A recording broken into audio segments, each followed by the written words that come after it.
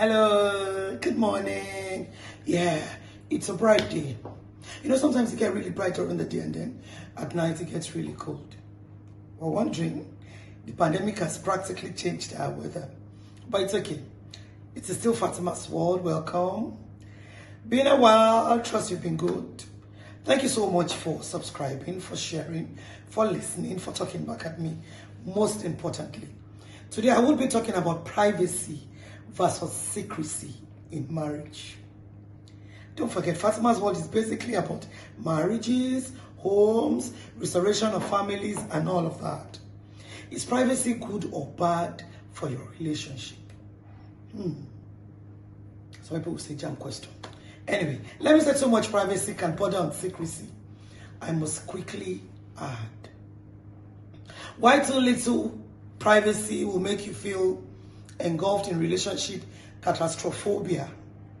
That word. I'm sounding like that honorable from Edu. It's okay, check it out. How can we be together without losing ourselves in our relationship? First, let us understand the meaning of privacy and secrecy before mixing them all up. The difference between secrecy and privacy is simple. At a first glance, they both appear like privacy and secrecy are close cousins. So let's begin by getting on the same page about what they mean. Secrecy, on the other hand, is the act of keeping information hidden.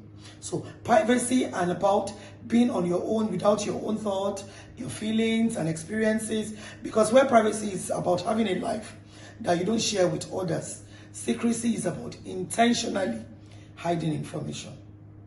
So I'm sure that I'm explicit enough. Privacy is also a basic human need. Without a private life, we cannot possibly shut out the world.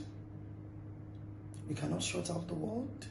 Well, let us drop our societal mask and discover who we are when we're not being observed. For me, I call it being in my space. When you're in your space, no one is observing you. You're by yourself. Without a private life, sometimes we tend to just lose it. But for me, how much should I share with my spouse? That's the question today. If you're asking Fatima Ogunkola, she will tell you that she practically keeps nothing from her husband. My spouse is my best friend. Whatever I'm going through, a short while ago, I had an issue and I was really livid with anger. It was my husband I called first. I call him my stabilizer. So I tell him everything. When I'm happy, I share all my happiness with him. When I'm sad, I'm crying is the one I love to cry to. But I'm talking Fatima. So determining what to tell your spouse and what to keep to yourself is a bit of a balancing act. The big rule is if your partner will feel angry or betrayed when they discover information that they deserve to have known, they discover it by themselves, please, such information should be shared with them. This always includes sharing any information that may impact your partner, health, finances, children, family, friends, or their relationship with you.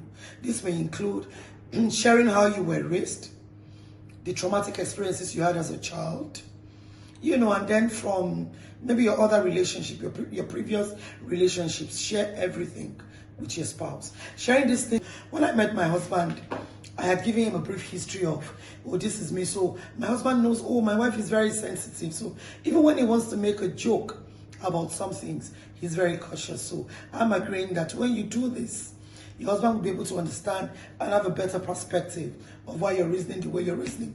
There must be no secret, but you're definitely entitled to some privacy.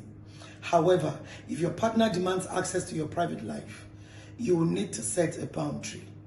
Gently remind them that your private life is your private life, followed by healthy doses of comforting reassurances that whatever they are scared of is not happening.